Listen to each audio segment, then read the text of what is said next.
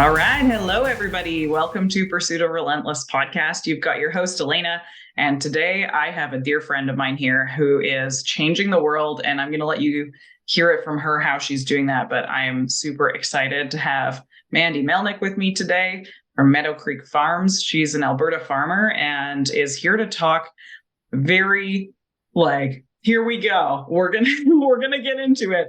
And talk about the food industry and how crazy it's been over the last 5, 10, however long, and how much it's changed as well. So I'm excited for you guys to get access to her. Hopefully we'll get a couple gardening tips as well for us little farmers out there. Welcome to the show, Mandy. Well, thank you for having me. It's awesome to talk with you. And I love my Fort McMurray community and my village up there. Wouldn't be coming up there if it wasn't for the incredible group of committed people that ask for me to deliver good food to them. Mm-hmm. So there is a great community of like-minded people that value knowing the source of their food and having a relationship with your farmer, shaking the hand of the person that produces your food. It's kind of a cool feeling because you need us 3 times a day.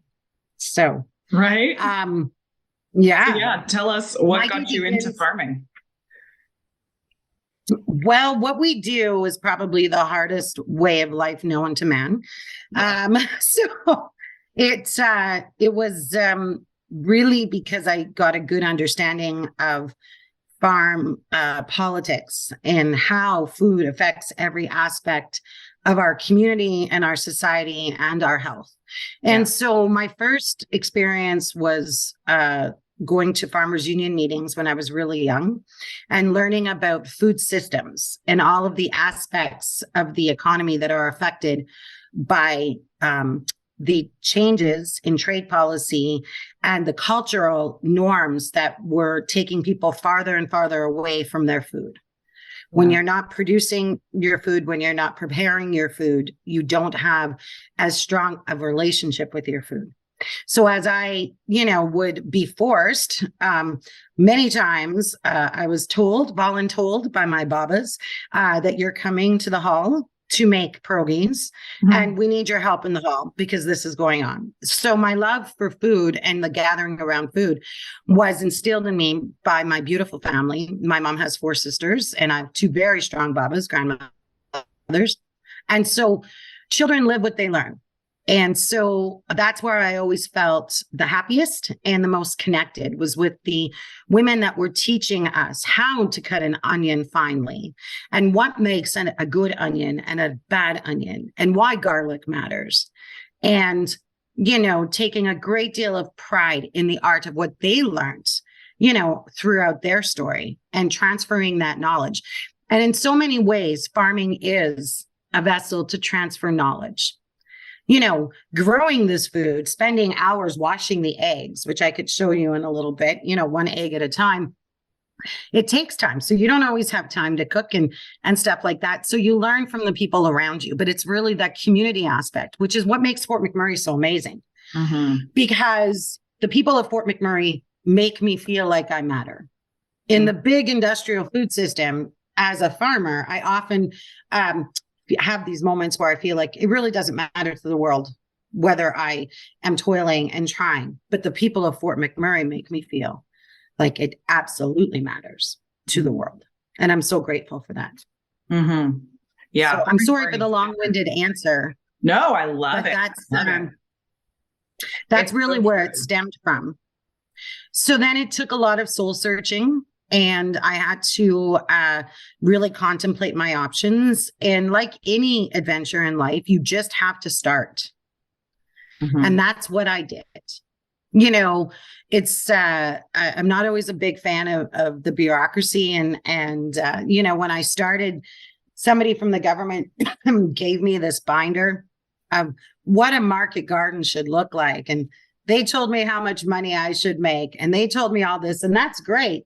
But they didn't tell me what to do when the rains came too much, or the rains didn't come, or there was a grasshopper infestation, or, a variety of different challenges. That kind of stuff you have to learn. So choosing to farm is truly choosing what level of commitment you want to make. And it's a commitment. Oh yeah. It's a daily commitment. Yeah. Like It's a daily commitment. And go ahead. Sorry. yeah, no, like I'm just getting ready to start. Well, and this is one of my questions, like when should I start planting my seedlings? But I've got my seeds ready to go, like ready to be planted, but there's obviously still snow on the ground. I'm like, okay, well, I got to start my garden. And then I'm sitting there going, wow, I have about a vacation a month that I'm going to have someone come and water my garden. But it's really important to me to have my own vegetables and like produce my own food because you don't know what's coming. And I want to make sure that that's one of the skills that I've acquired just in case, because I'll tell you, like, I'm not a prepper or anything, but I want to be prepared. You know, I want to be prepared if anything happens, if I'm unable to like buy food from a grocery store. I need to be able to hunt. I need to be able to fish. I need to be able to grow my own food, you know, and like really be able to understand the metrics of that. So that's my 10. Well, as I always talk to people, no, I think that's really a really great, it's a great plan. And I think it's an important skill set that isn't necessarily talked about enough. Mm-hmm. But it's something that requires practice and time. And so what I say to anybody who's growing anything is that your first step is to understanding the soil that you are planting in. We run on a very strict philosophy of feeding the soil, not the plant. So having, the right amount of calcium and magnesium and sodium and phosphorus in the soil really will determine the health of your soil. Mm-hmm. And, good drainage and things like that. So I value the people that have helped me germinate my seeds. I partner with an incredible woman by Warspite, which is on the way to Smoky Lake. And I was actually just there yesterday, and we're getting all itchy and excited and taking trays back and looking at how many trays that we're going to need for everything. And a lot of other farms like mine have their own transplanting equipment and their own greenhouses. But part of any venture is you do the best you can with what you have and where you're at. And so I've never been in a position to be able to keep my prices affordable and manage all of the infrastructure costs. So you build community and you build partnerships. And that's, I think, one of the basic metrics of a food system and any good business model. Yeah. It makes sense to assess, at some point, will that situation change for me? Probably. Absolutely. But for now, it's been going for 13 years and I'm pretty grateful for it. So just read your packages and don't overwater, don't underwater. Some of your seedlings might require a heat pad, to germinate. I always tell people just, the germination days, you'll kind of know within a week after you plant.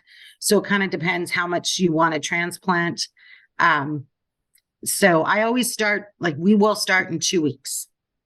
That's, given a sometime mid-May transplant, early end of May transplant, that gives me about 7 or 8 weeks to get everything transplanted and in trays.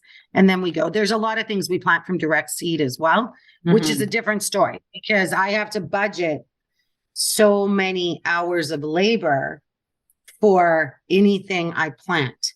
So direct seeding requires more labor, which affects my pricing. Right. And so I ain't gonna lie, people have a completely skewed perception on the value of food. 100%. 100%. And I don't know some people, I don't know that enough people look at it from the perspective of what would happen if the truck stopped rolling. Right. I think there's some people who invest greatly, thank God, because I wouldn't be farming if they didn't, in knowing where their food comes. And then there's a big portion of society that looks at food security as the trucks coming in. But the truth of the matter is there's a small number of companies controlling the entire system globally. Mm-hmm. So the way that I look at it is when you are having a conversation with me and considering working with me, that is an act of resistance. That is an act of resistance that truly is fighting for some voice in the story of actual food production. Because it doesn't matter if Mandy Melnyk is producing that food. What matters is that, one, we have access to land. It's a very big part of the picture. 2, we have access to our own genetics, that we are able to save and reuse our seed and or have heritage breeds of the livestock and poultry that we raise. Genetics is a big part of the food conversation. And then, of course, the concentration of power in the processing and the retail end of the food system. Yeah. I can't imagine how many freezers you must have. Like thinking about it, I'm like, wait a minute, where would you store all of that? Like after you've harvested, And I mean, I've bought boxes and, boxes and boxes of food from you. So I'm just like, yeah, I love it. You should see my pantry right now. You'd be really proud. Yeah, no, it takes time. You have to be in the mental space. I'm just in the process of really mastering the art of pickling eggs. And I'm like, oh my gosh, I got cuts on my hand from peeling 300 eggs. That's a lot of eggs because I don't have time to make a lot of small batches. So if I'm going to do this, I'm going to do this and do it well. So I hope they taste good. Everybody can try those, but food takes time. Mm-hmm. And so when you come into my space, I don't have a dishwasher. I don't have a microwave. And I believe that the whole idea of quick and easy convenience food is the process that started taking people farther from their food. Yeah. Right? It's much different than when you're peeling an egg, than when you're throwing a pizza pop in the microwave. Right. And so the health effects of that, I'm no person to judge. My survival to be able to handle the levels of stress that come are questionable. I do, like anyone, I'm a human that's flawed and we all have our flaws. However, I know what is most important when I ask my new villagers and my existing villagers, tell me about your food story. Let's talk about your food story. Oh, my food story is not great. I have a very bad relationship with food. I love food. Like I don't know if you know this about me, but I'm actually a Red Seal pastry chef by trade. I do know that. You do know this. You make incredible cakes. Yeah, we met at the wedding. Yeah.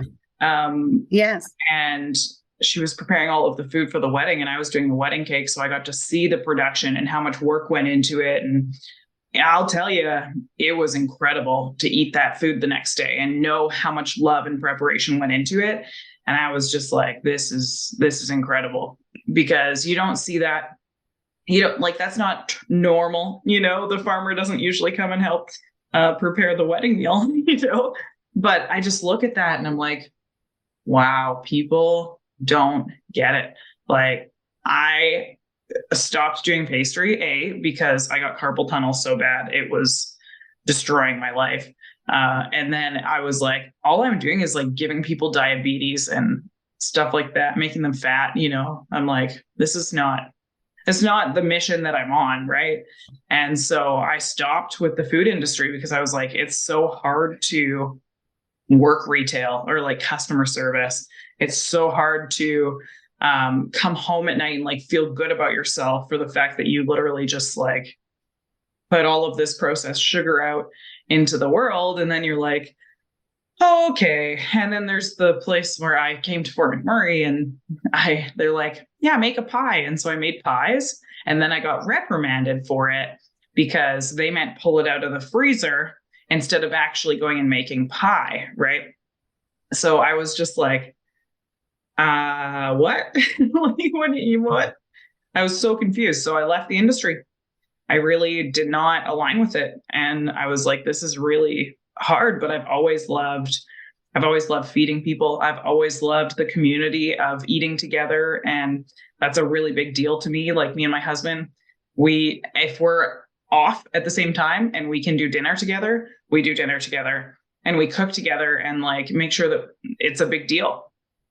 Because like that's fantastic. I'm so sorry to hear that if you find joy, friend, in making those pastries, everything in moderation matters. And I've eaten your pastries. So for the people that are close to you, you should still make those if that's what you want to do, because it brings you joy. Yeah. It is still an art. Everything we do is an art. But I can appreciate the challenges of dealing with the public. Yes. And one of the questions that makes me crazy is how much per pound? I'm like, honey, this is how this goes. I raise these birds and I bust my butt to keep it away from avian flu, to keep the coyotes away. And so I raise these birds, and this is how many days I raise these birds so that you can get the flavor. I'm up against an industry that has genetically engineered these birds to be done in 38 days. So everybody thinks a chicken is what it looks like when you walk into Save On Foods, and there's this little rotisserie chicken, and it's a quick and easy meal, and it just looks like this, and you go and everything is bloody and black and the bones bend, and I'm like, oh honey, if you saw how that thing was raised, you would never eat it.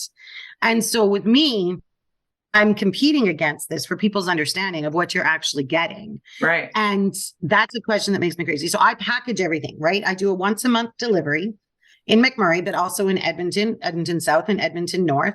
So what I ask people to do is think about what you would like to eat in a week. And then, 1 week you might want to try chicken. The next week you might want to have chicken breasts. The week after that, you might want to do dark meat. So you want some hams and some thighs. You don't want wings in a month.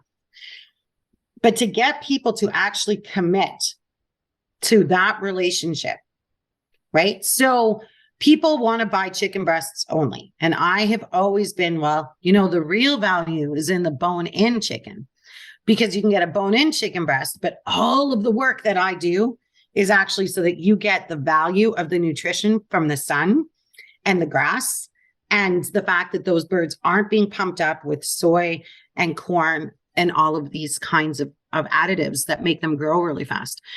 So people say to me all the time, well, you should do this. And farmers get shoulded. It's just like, should. Yes, I would love to do that. But let's talk about the cost, because you tell me my stuff's too expensive for you. But let me tell you, you're actually paying way more when you go to the grocery store, because when you get my stuff, it doesn't shrink at all. And I'm packaging it so that I do it by the bird versus by the pound, because there's no way that, we as small producers don't get subsidies. Mm-hmm. So the farmer's actually subsidizing this to make it affordable for you, but you have to plan for it. So if you're buying a $45 beautiful chicken, and you break it down and you're able to get 4 to 6 meals out of that, that's a pretty cheap chicken. Mm-hmm. Yeah. But people don't really look at it like that, right? So it was so interesting. The education. The first time that we cooked one of your chickens, I was blown away with how much meat was on that bird. Like, you don't think about the fact that the thighs should be thighs and not just like little strings of meat that you can hope that you get off the bone, and I'm just like, this is crazy, because I'm sitting here looking at, it was so sad driving down the highway and seeing the little itty bitty tiny little birds. And I was like, they're going to slaughter right now, and just going, oh no. And then I think about like my sister-in-law's birds and stuff, and they're way bigger than those little tiny birds that are being sent to slaughter, and I'm just like, oh, crazy.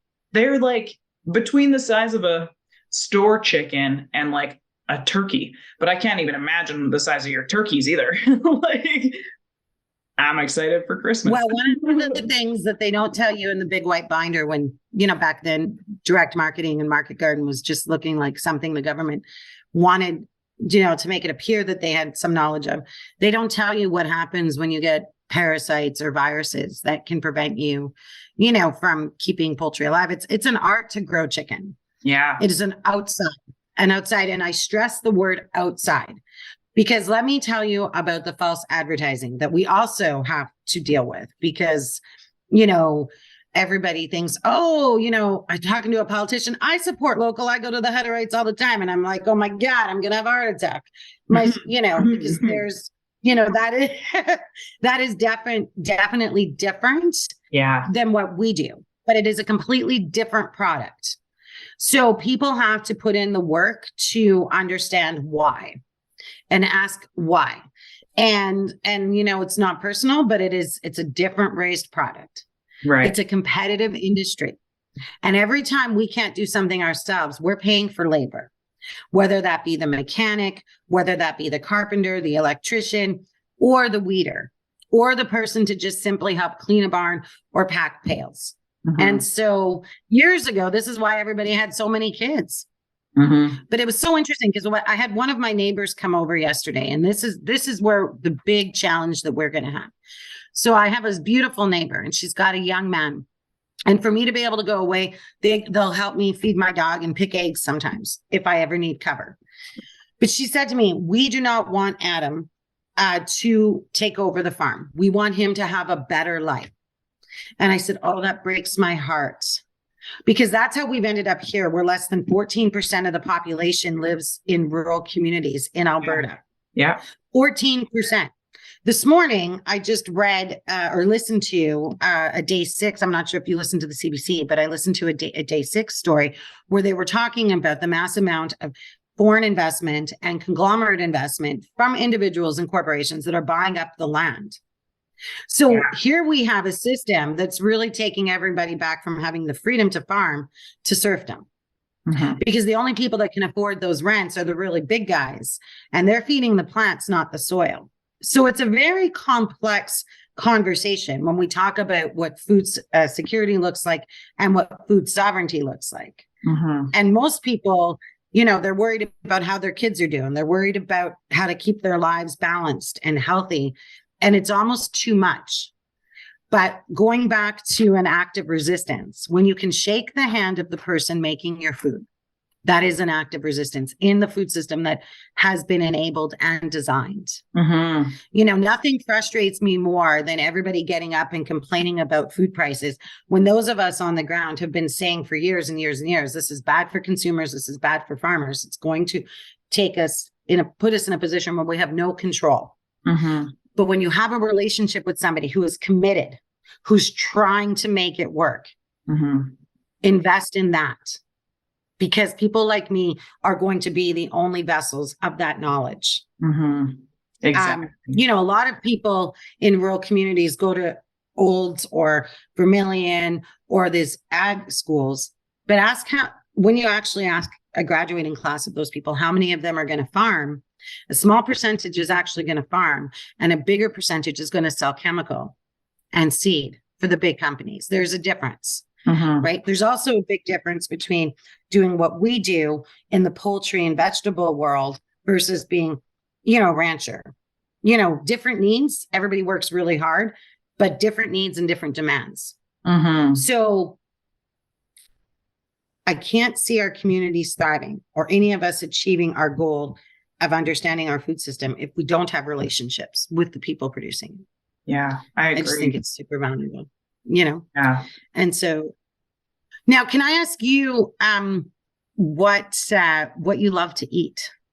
What do I love to eat? Yeah. Very interesting question. So I like variety. I'm a variety person. One of my favorite things to eat is ice cream, and I can't eat ice cream because I'm allergic to it. Right? Oh, no. So I'm like, okay, well, yeah, but maybe if it wasn't so overly processed, it wouldn't be hurting me as badly, right? So one of the things I've been really digging into since I've had the multiple miscarriages is my diet, mm-hmm. and how I'm allowing sugar to take over, or how I'm still consuming, because me, I'm always gone. I'm never home. And it's so frustrating because I got all this good food here, and like, oh yeah, the house full, freezer full of food. And like, I'm the kind of person to not waste my vegetable ends because I make stock out of it and stuff like that. Anyways, so I love all types of food, but primarily I like spices. Like, I like spicy food. So like Indian food is my favorite. Any type of like curry or anything like that, I love it. Pizza. Wow. Let's be real. Those are so good. You should send us a couple recipes for Meadow Creek Farms website of our chicken breast and making any curry with it. That would be good. Because that's a super, but you brought up a lot there. And one of the things that people don't understand about the food system is that it's heavily dependent on trade agreements. So a lot of our processing is not done in Canada.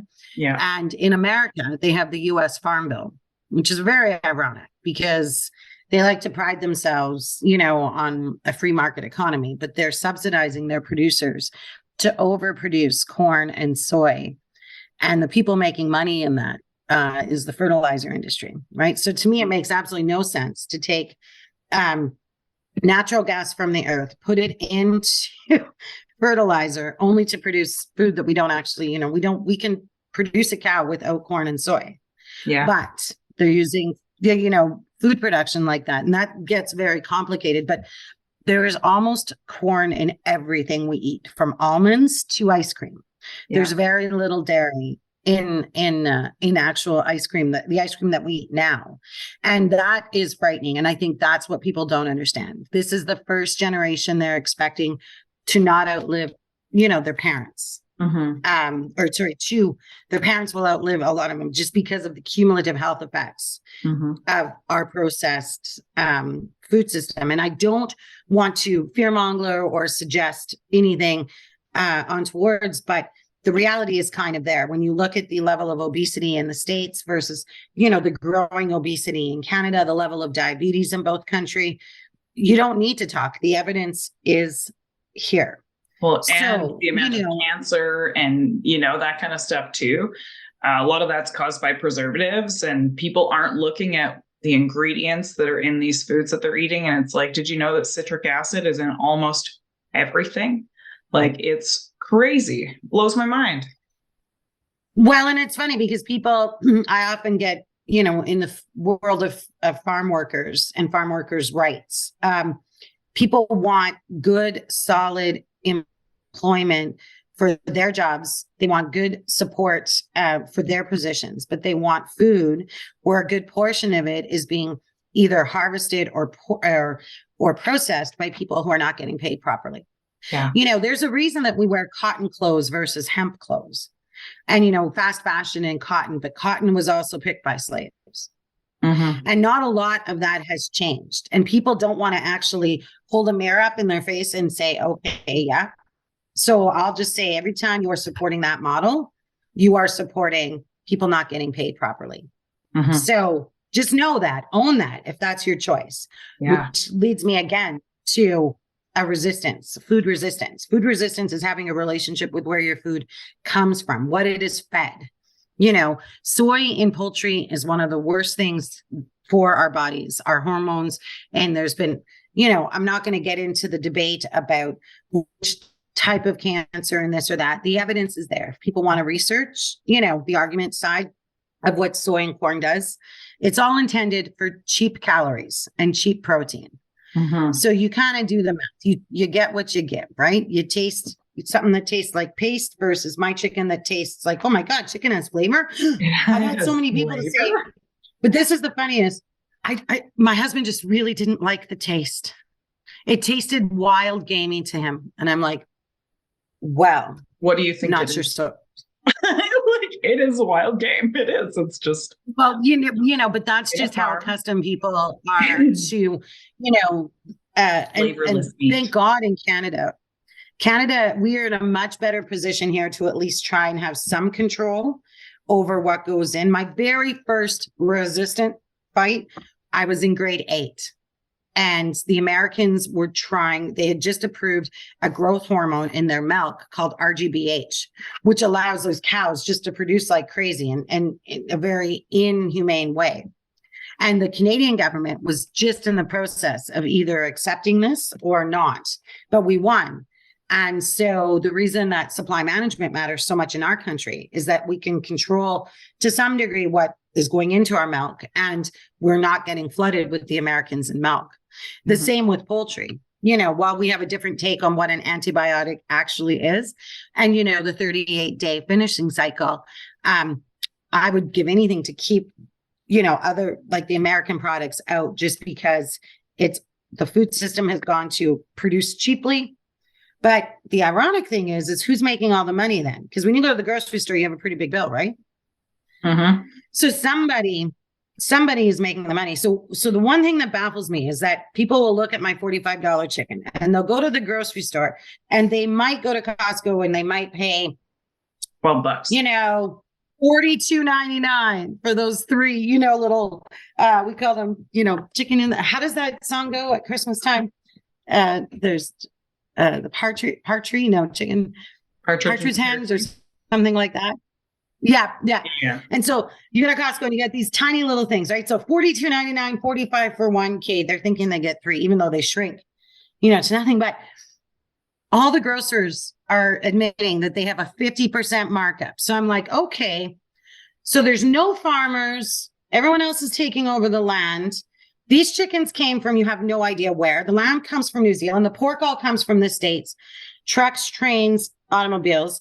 If those stop, you have nobody to produce your food, but you're not going to support the small guy here when you have the means to save $3 on this, but you're going to give the corporation 50% of what you're just paying for that. Like, how does this make sense? Mm-hmm. You talked earlier in the start about the metrics of it. Food choices require commitment as well.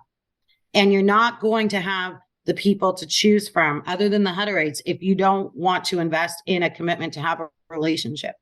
Yeah. It's kind of that simple. Everybody's got a hairdresser and a doctor and a lawyer and an accountant. Thank God this time of the year, you definitely need a good accountant.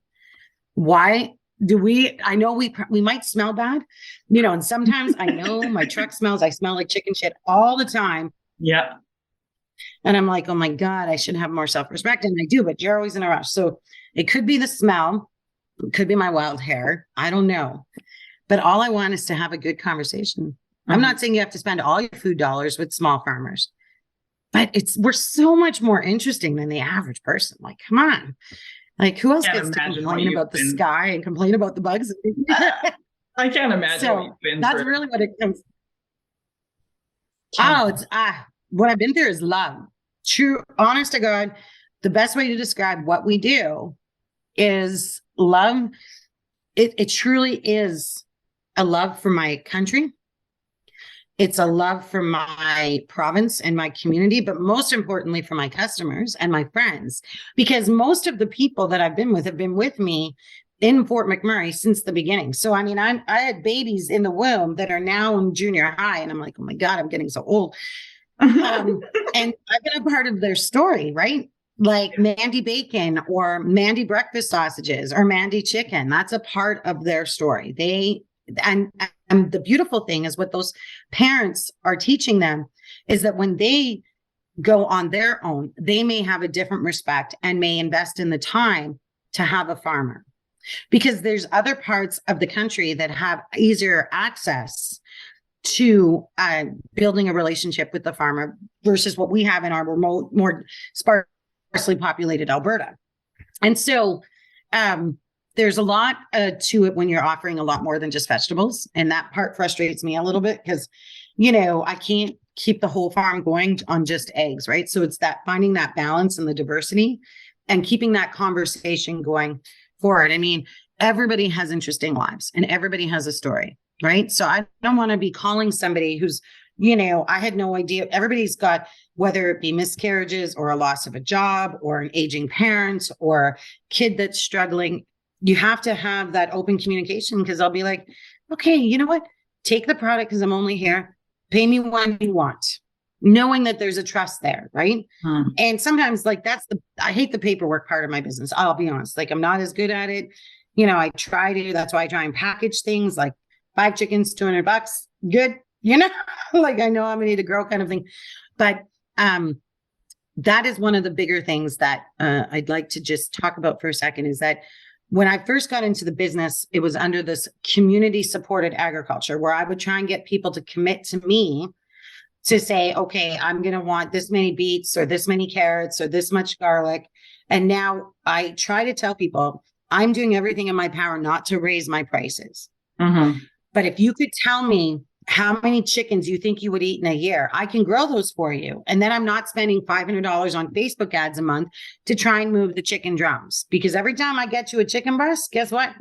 Those chickens have 2 thighs, 2 drums, and 2 wings. And I still have to sell them, right? Because I can't afford just to throw them out or give them away. Mm-hmm. Hell, to be honest with you, Alaina, I love this job so much. I would love to just have it be by give what you can pay, right? Yeah.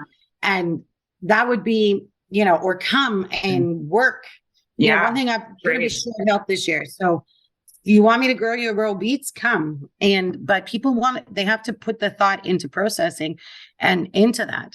Mm-hmm. And I try to recycle my boxes so that I'm not spending money. You know, those boxes are like $4 or $5 a piece once you get the liners in there.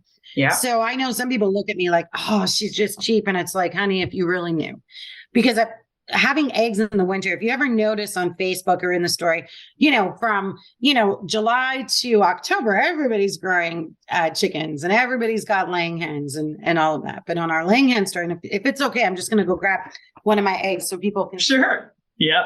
I eat her eggs almost every day, which is awesome. And I have 4 or 5 containers in my thing right now. I'm going to tell you the story of these. I don't know. Can you see them? I don't want them to fall out of the curtain. Yep. Okay. So here we go. So this story of this egg starts about 14 months before I actually get this egg. Mm-hmm. Because I raise my laying hens because we have so many different challenges with poultry that I have to, the less you move a bird, the healthier it is. So my birds start from just a tiny, and laying hen birds, they're about this big when they hatch, much smaller than a broiler bird. And so they actually first go into a calf shelter. So I brood them in a calf shelter because they're warm and they get lots of shavings. And so it takes about a good 9.5 months to get them producing, because you'll see this is a bit of this is a bigger egg, but I have a few smaller ones because I'm always cycling birds in and out. But to get the bigger the egg, the older the hen. But this is an average size egg. And this is a 14-month-old, you know, from when they actually start producing, and then they produce good for about a year. So it's one thing to be romantic about the idea of producing food, and it's another thing to have laying hens at -30 and to offer eggs that are produced well over the winter, hundreds of dollars a week just on appropriate shavings. Mm-hmm. And what I mean by appropriate shavings is there's a lot of people who think they can just go cut down a bunch of trees and throw it in there. It doesn't quite work that way. Then some shavings you get and they're just dust. But if birds don't have shavings, they eat the eggs, and it's bad for their feet. You want a healthy flock, you got to, you know, in the winter, you got to keep their feet really warm. But people don't think about that. So they'll be like, oh my God, she's cheap because there's not 1,000 labels on everything. When I first started, I paid people to sit for hours putting labels. Half the labels fell off. And then I realized my customers was like, if I would need to know something, I'll go to the website or I'll phone you. I'm like, okay, you know, so I probably shouldn't say that to the general public. All my labels are available. But we make things more complicated sometimes than we have to. And I have done everything in my power, learning with the village of people who have helped me understand. And I get challenged a lot of it. I have some people who wish that I had more information because information matters and stuff. But everything we do costs money in business. And so you ask how I've survived a lot of it, the people learning and just having everyone, what's more important, you know, a fancy box or really good food? Right. And that is, you know, such a good question. And I want people to get more access to you. I want you to talk a little bit about the co-op as well. But I think that if people can get more access to you in particular, but also people like you, because if they're not in Fort McMurray or the, you know, Northern Alberta region, they need to get in contact with their farmers as well, because this is a global conversation. And I think that if people can get access to local farmers and start building those relationships, then we can actually make a difference and try and change things so that people get help. So where can people find you?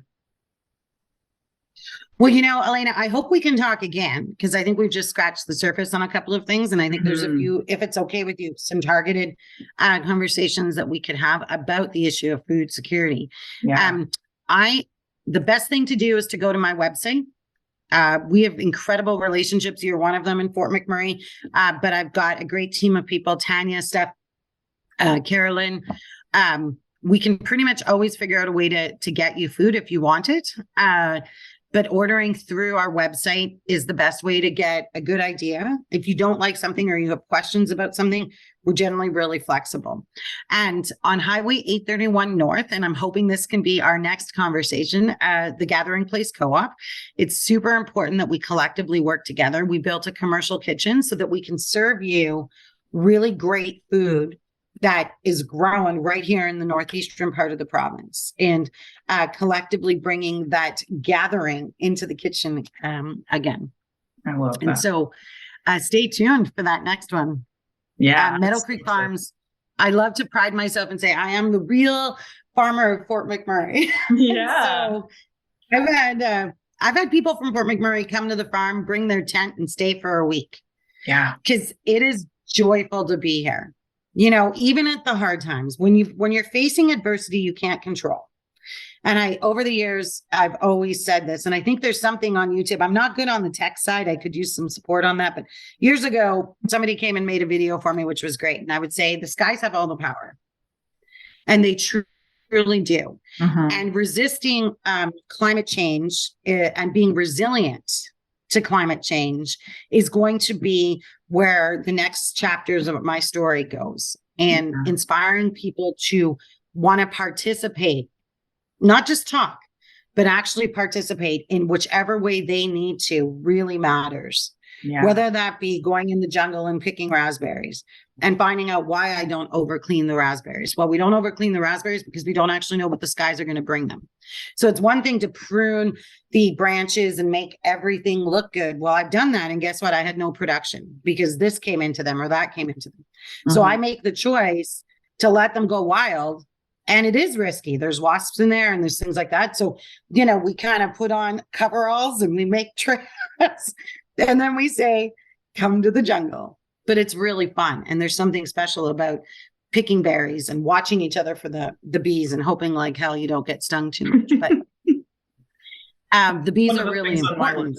Yeah, I, on my top 25 list, have like be a bee mom. I want to be a bee. Yes, be a bee mom. Yeah. I think it's cool. And so I am, we're always open to conversation, and I would love to have people, you know, just think about that as an act of resistance a little bit. Yeah. And if, you know, you have to know your own motivation. And if price is the only thing that's motivating you about food, that's not going to change. You know, people are always going to go for the cheapest, you know, but you get what you pay for. Yeah. I always tell people investing in community and investing in your health, in having a relationship. Well, your health as well, right? This is the worst part. They'll go and they'll buy the cheapest shit from the store and then spend hundreds of dollars in the health food store. And I'm like, oh, do you know there's incredible vitamins that come from the soil? Or they spend all this money on all this food that's super cheap, and then they end up with diseases because of the food that they consumed. Like, not good. Yeah. All speculative, of course, but it's not, it's not good. We got a bigger conversation to have. Unfortunately, we're out of time today, but I definitely want to have you back on. We can for sure get into some more of those topics. Maybe we can do that in your next off season. Definitely. I know. Well, I have no problem. And if you ever want to come, could we do one of these outside? Yeah. You know, the best time to come is actually July, because you see this mountain of chickens over acres and acres. Because in my model, I tell people I actually literally produce from April until October, and then I put it in the freezer. Mm-hmm. When I started in this business, though, Alaina, it's changed. People's habits and society is changing so much, because I used to have people order 30 chickens, you know, and I would grow them. They would take them in September, and then I would just see them once a year. Right. But a lot of people don't have freezers anymore. Mm-hmm. Well, let me tell you, folks, you might want to start investing in freezers, because I think that with avian flu, what the prediction is that chicken will be more expensive than beef by the end of this year. I believe it.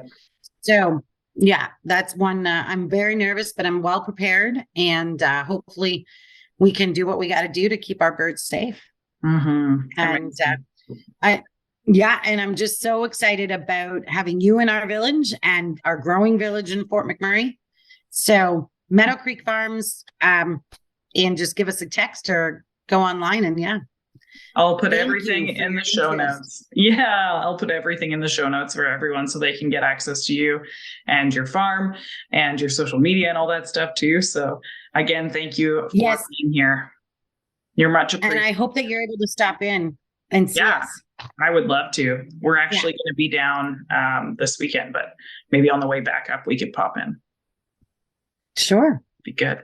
Wicked. Okay, beautiful. Well, thank you so much. Thank you. This has been so much fun. All right. Okay, we'll talk soon. Signing out.